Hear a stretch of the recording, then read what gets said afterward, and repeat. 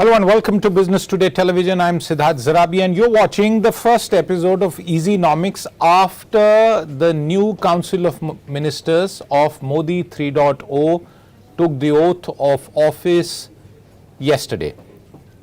It's going to be around 20 hours since the Council of Ministers started taking its oath after Prime Minister Narendra Modi took oath, and we are counting down to the allocation of portfolios, because amongst all the portfolios, 75 odd, one of the key things that the markets and most watchers of our political economy are keenly awaiting for is who will be the new finance minister, who will be the new commerce minister, who will get the roads and transport portfolio, who will have the civil aviation portfolio, telecom, IT, multiple other portfolios, almost 10 to 12, which constitute part of the key economic and infrastructure ministries that have a very, very important role to play in economic growth. And joining me today is Subhash Garg, former finance secretary, Sourav Majumdar, editor of Business Today, and Dhiraj Nayyar, chief economist at Vedanta. Welcome. We had hoped that this conversation, when we had planned it, would have been with the details of who would drive India's finance ministry for the next 5 years, or who would be in charge of our quest to strike some new bilateral, multilateral trade pacts, and also oversee other key economic ministries. But that hasn't happened. In the absence of that, what I'm going to request my guests here on the panel, starting with you, Mr. Garg, is your own wish list, so to say, as to what should be the most immediate important task that the government should pick up on the economic front. There is a 100-day agenda. The first file that was signed was for a 20,000 crore installment for the PM Kisan Nidhi. One of the agenda items for the cabinet is approving the construction of the next phase of PM Awas houses. What would you say should be the key priorities, Mr. Garg? So Siddharth, I think let's take note of this fact that it's more than 18 hours since the government was sworn in. And we still don't have the portfolios announced. This is enormous change. You initially mentioned, or your headline still says that this is Modi 3.0. This is not Modi 3.0. This is NDA government. And the difficulty in allocation of portfolios reflect the fact that it's a coalition government, and a coalition government also which is not majorly controlled by the BJP. It doesn't have the majority. And that, to my mind, will reflect in times to come in a lot of economic decision making which you would see. You mentioned, this is also in the media, that the Prime Minister signed a file for releasing the 17th installment for PM Kisan. I don't think the government procedures require Prime Minister to sign any such file. This was basically to convey a message that for the Prime Minister, for the BJP, Kisan agenda is important, and it would like to be seen as sort of doing or undertaking that agenda going forward. So I would wait for the ministry's formation. My sense is that the finance minister should be a very senior minister this time, because as you see the government's composition, we have very, very senior state leaders coming as part of the cabinet. Likewise, so they would have important portfolios to handle, and a finance ministry headed by a person who does not have that political stature and that seniority to go by will perhaps create more problems especially because they would be also allies which are not so easy type of allies to go forward. So I don't know, there is a rumor circulating which I think would be a good decision if Amit Shah takes over as the finance minister. That kind of coordination would be perfectly done. As far as economic policy making is concerned, I think I would look at the first hint in the budget, what the government had proposed, that it will come up with the roadmap for the Viksit Bharat 2047 kind of thing. The situation doesn't suggest that the government would be in a position to finalize that roadmap before the budget is presented. I think it also needs more time, including, to my mind, relating this long-term vision to India 2050, which is the year when India's constitution would complete 100 years. We should get over the colonial period and the freedom from them. That period was 90 years essentially.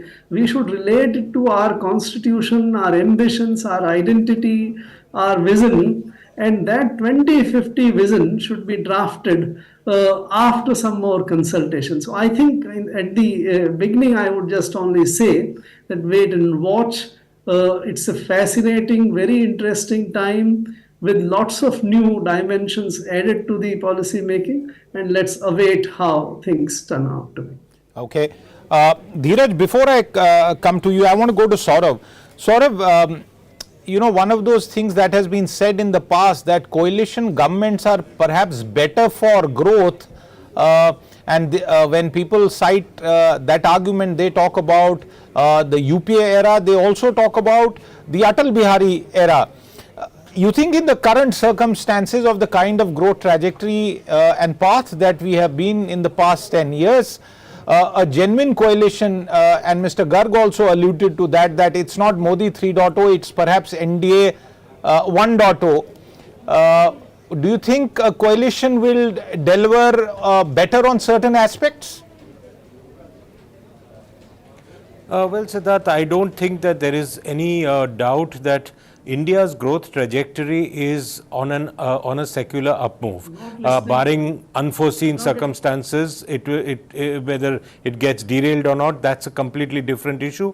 But at the moment, the way the economy is positioned, at the broader level, the growth story seems to be going all right. Having said that, I wanted to talk about this coalition aspect, which Mr. Garg also referred to. I think, of course, the Narasimha Rao government had to do certain things. That time the economic situation was dire, so they had to do it. But having done that successfully after, coalition governments even after that, whether it is the NDA under the Vajpayee government or it was even later under Manmohan Singh, I think the broad trajectory of reform, if you see, was not something which was done away with just because it was a coalition. So, and remember, in this particular government, NDA 1 or BJP, Modi 3.0, whatever you may want to call it, it's basically the point that BJP has an overwhelming strength in the Council of Ministers,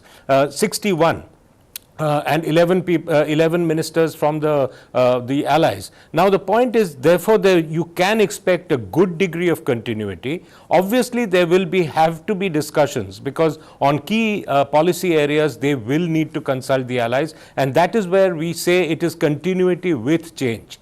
It is continuity for sure, because if you see the names who have come back into the government, into the ministry, many of them have done work with the Modi 1 and Modi 2.0 and done fairly well in the economic ministries, in the key ministries. So I think there will be a fair degree of continuity, but you cannot ignore the allies. And remember, Naidu also at the core is a reformer. So as far as the growth story is concerned, I don't really think, barring some unrealistic demand or two here and there, I think that would be more or less on the right trajectory. Okay. Dhiraj, What do you think is the most significant task that the new government should be approaching head on? Well, I mean, there are Is that to several me, tasks, but I Siddharth? think if you ask me, I mean, two things would be top of their mind. I think one, boosting demand. I think it's fairly clear that consumption growth has been sluggish, even while GDP growth has been fairly steady and impressive. So I think, and if you look at even say match that with corporate results of say FMCG companies, you will find that there is a dampening on the consumption side, and I think that needs to be addressed, urgently. And I think secondly is the political side, because remember at the end of the day, all government is about politics as well, and there are three important elections coming up in the next 6 to 8 months. So I suspect what you saw today in terms of the symbolism of reaching out to farmers, or later today in terms of housing for the poor. I suspect again you will of course hear a lot of rhetoric around welfare and pro-poor measures in the run-up to those important elections. But I think you will also see perhaps in the budget, a greater emphasis on welfare policies. So I have a feeling that the emphasis will be on a mix of demand boosting and welfare. But I think ultimately, in my view, the thing they really need to get cracking on is manufacturing, because if the real challenge of the country today and the aspiration of the country today is good jobs, I think it's not going to come. Those are not going to come in the numbers that we want from anything other than manufacturing, particularly light manufacturing. I think a lot of focus is given on PLIs and so on, but those are more on higher end, not necessarily higher end, but sectors which are not necessarily that labor intensive compared to. I mean, we've done well on the electronics PLI and some other PLIs, but what we need to do well on is textiles at scale, or footwear at scale, or toys at scale. And scale, I mean, we've done a little bit, but scale means competing with China or competing with Vietnam or Bangladesh. And I think if we don't do that within the next 1 or 2 years, or get the framework right for that in the next 1 or 2 years, then I think we'll still be debating the jobs challenge and the creation of good jobs 5 years from now. So I think jobs is critical, and a focus on now drill down to the policies, not just that. I mean, we've had Make in India, we've had PLI. Right. It's not that the government hasn't talked about manufacturing, but actually getting down to the nuts and bolts of what will make us the next Vietnam or Bangladesh in textiles, or the next China in basic electronics, or in footwear or toys. So I think that is what I would expect the government's budget should be a mix of. Welfareism, I think, is inevitable given this election result and the challenges that lie ahead. But I think the focus on manufacturing and boosting demand is something which is also due. Mr. Garg, do you think the government can afford to be a little more relaxed as far as fiscal consolidation is concerned? The RBI has already given a bit of a bumper, a bonanza, and therefore can the government in this year be a little more relaxed as far as fiscal consolidation trajectory is concerned? Siddharth, one thing I was not able to hear Sourav. So just if you can correct that when he speaks next, that audio should come to me. But to take to your question, I think government is already quite relaxed about the fiscal deficit in its entire second term. The fiscal deficit was averaging more than 6%. So government is trying to do little more consolidation of fiscal deficit now. The new budget or the interim budget said about 5.1%. That RBI dividend additional, which was not envisaged in the budget, of about 1.25 lakh crores, adds another 0.3% or so. And the government may as well use it without disturbing the fiscal deficit path which it laid down. But my own sense is that even 5.1% is very high in the India's context. We are seeing the built up in the debt.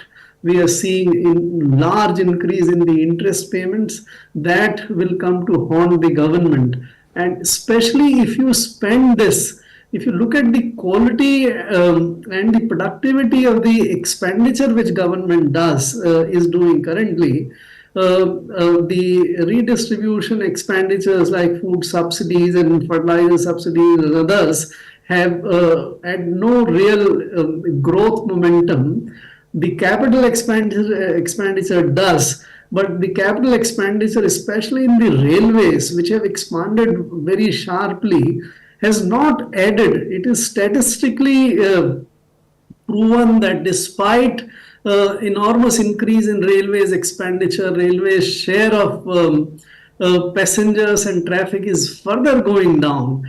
We should actually investigate why is this the best way to incur that capital expenditure, or there are better ways. To my mind, it will add far more to India's growth story and making the quality of life better if the government were to expand the capex into undertaking measures or investments to control pollution, to control carbon emissions, clean up our rivers, lakes, make the quality of life better, sewage control, all these kind of things, these mountains which are sitting in Delhi, elsewhere.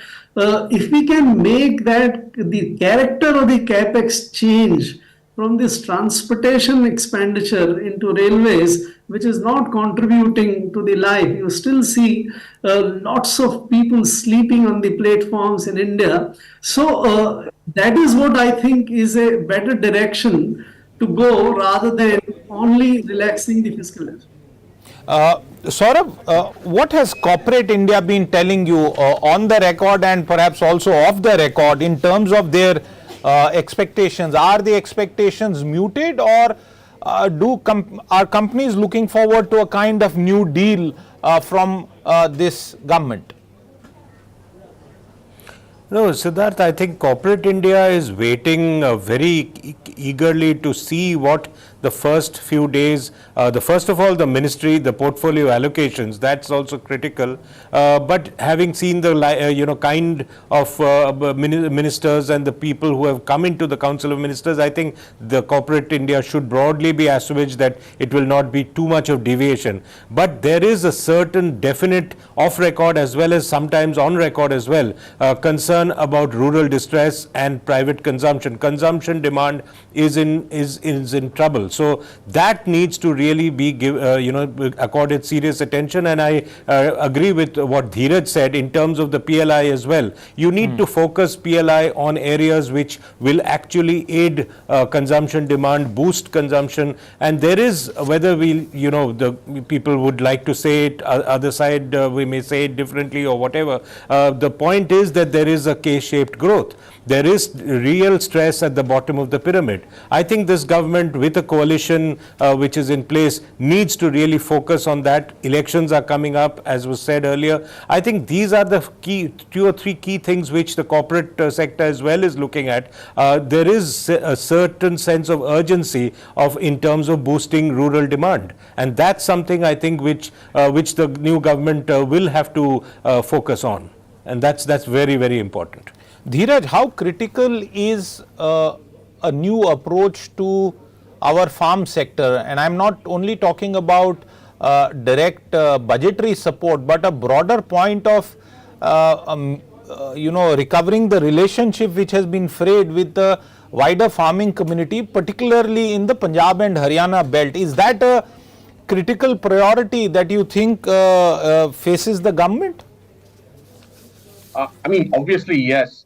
Farmers are always an influential, group, and particularly the farmers of the Green Revolution areas you're referring to, Punjab, Haryana, Western UP.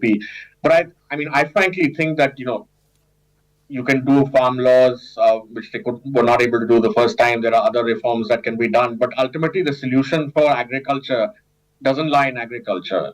Sorry to harp on it, but it actually lies in manufacturing, because there are far too many people 40% plus of the workforce working in agriculture. And there is just no way any reform or any amount of dole, which can obviously only be limited, will meet the aspirations of those 40% of the people. So you have to create jobs for them. To the extent possible, with allied activities, perhaps, not necessarily only manufacturing, but value added in agriculture or, animal husbandry. Look at, diversifying them away from being just on the farm, because I can tell you as an economist, and I'm sure Mr. Garg and Sourav would agree, that it's just not possible for any reform to take care of so many people or give so many people in agriculture good livelihoods or good jobs. So I think, of course, that constituency is important, and that we've already seen with the first signature, but of the Prime Minister. But I think, what are they going to do? I mean, they can make a legal MSP, but I think that's not a road to prosperity or doesn't make fiscal sense for the medium term. So you can do a short-term populist outreach, but it will not be sustainable. And in any case, it depends what you're looking for. If you're just looking to assuage, emotions or distress in the short term, one or two things might work. But if you're really looking to solve agriculture's problems, because this is not the first time we are talking about rural distress or problem of agriculture, problem of farmers. Across several governments in the past, we've spoken about this, and we haven't found a solution so far.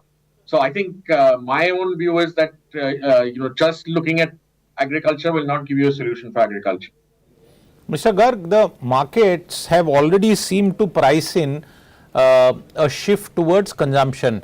Why I say this is that prior to the actual results and soon after the exit polls, we saw infrastructure, capex stocks, PSU stocks and PSU banking stocks doing very well. After the results, we have seen through that day and till today also in today's closing as well, realty, for example, right at top, consumption stocks also doing relatively well. Do you think it's the market is reading this situation right, or is it this just a flight to safety because it believes that the Modi government will now perhaps go slow on infrastructure and spend more in supporting certain crucial political constituencies? See, I don't think we should read too much into the stock price movements in last few days. I don't think the market is in a position to discover the implications of the policy to be followed by the NDA government in times to come. We don't have any idea. You can speculate, you can do some guesswork, but that is not the real policy making. To some extent, the little bit of traction in consumption stocks and little bit of traction away from the infra stocks, which if you want to read, does suggest that the market is not really confident about the continuation of the infra spend of the last 3 years of the Modi 2.0. And that is only a very early indication, very not enough. I want to actually say a little bit on agriculture, because consumption, the distress is heavily related to what happens in agriculture. I entirely agree with what Dhiraj was saying, that there are too many people in agriculture in India, and the agricultural solution perhaps lies from the people in agriculture, the workers and the farmers, to move away from agriculture. That is what is very much needed. It's very interesting, fascinating, at the same time depressing. We, in first 40 years of our independence, were able to transform India from a food deficit to a food surplus country. Correct. We are food surplus country today. We are actually agricultural surplus country today. We export more than we import. No country in the world can produce everything which you need and especially for a country of 1.4 billion people, you can't produce everything. We will continue to remain dependent on the oilseed and pulses import, because that is not our comparative advantage. But that should matter. What if you are able to export many other things, $50 billion, and you're spending about $25-30 billion on the import of oil seeds and pulses, it shouldn't matter.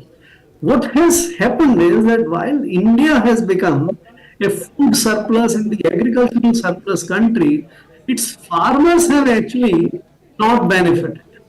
Their incomes have not gone up. We should be now attending to how to improve the incomes of the farmers. At the same time, the agriculture productivity, etc., to my mind, is not the issue any longer.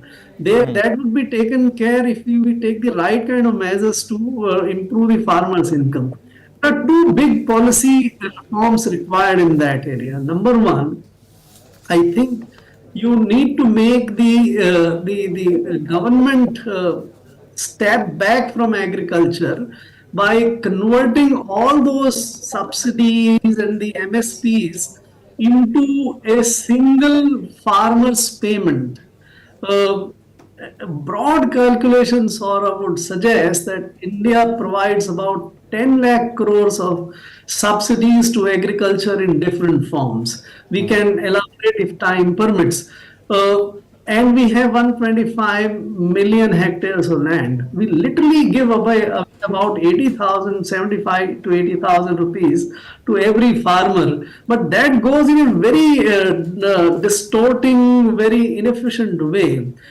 If you were to convert this into, let's say, 75,000 to 80,000 rupees subsidy, PM Kisan is 6,000, by the way. That's so multiply it by 10 times and do away with every other subsidy and the procurement effort. Leave the farmers to their fate. They want whatever they want to grow, not grow is left to them. Then they'll introduce efficiency. They'll make the right kind of capital investment in agriculture. So I think agricultural policy, and if that would mean that a lot of farmers would move away from agriculture to other, the per capita income of farmers would improve. So that is the way to go about in agriculture. Also to introduce, to take care of the rural distress and also the consumption problem and poverty in the country. I think that's the way to proceed. Mr. Garg, Sourav Majumdar had a question for you. Yes. Mr. Garg, moving a bit away from the agriculture question, I wanted to understand your thoughts on what do you think this NDA government will do in terms of the disinvestment and asset monetization question. Do you think that's completely off the table for now, or do you think the BJP, the earlier government, the people of Mr. Modi will be able to sort of convince the allies to go ahead with it in some form or the other, particularly disinvestment? Because if you want to get good returns, then probably the market is ready for some of those good stocks to come to the market. I entirely agree, Saurabh. The government must go back to a very aggressive privatization and disinvestment agenda. This was a misfortune of the country that in NDA 2, despite announcing very aggressive privatization program in 21-22 budget, the government forgot it completely and instead went into putting lots and lots of money in the public sector. The investment multiplied numerously in equity in public sector, whereas the disinvestment and privatization was simply given up. That must reverse. I don't think the NDA allies are going to be very opposed to this. TDP in good old times tried to actually privatize sugar mills and other things from they also came up with that Swiss challenge method for the first time in the country. But we have not, it's the government of India which need to bring courage.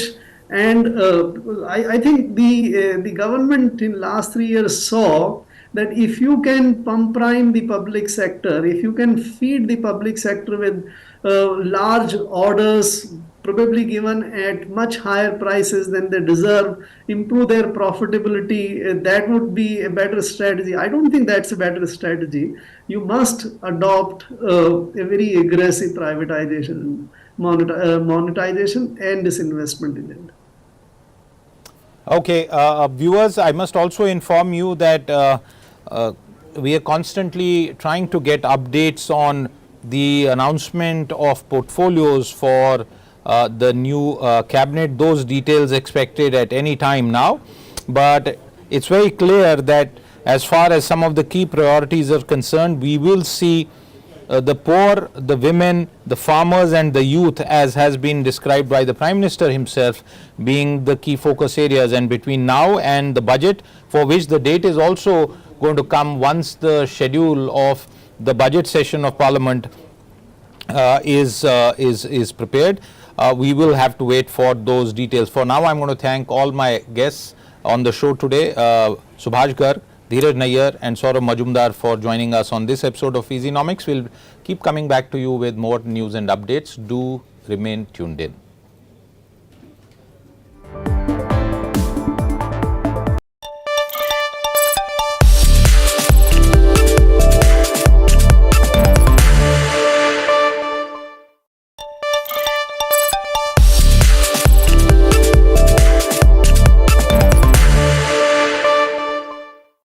I, किंजरापुर Ram Mohan Naidu, do swear in the name of God कि मैं विधि द्वारा स्थापित भारत के संविधान के प्रति सच्ची श्रद्धा और निष्ठा रखूंगा। Modi 3.0 takes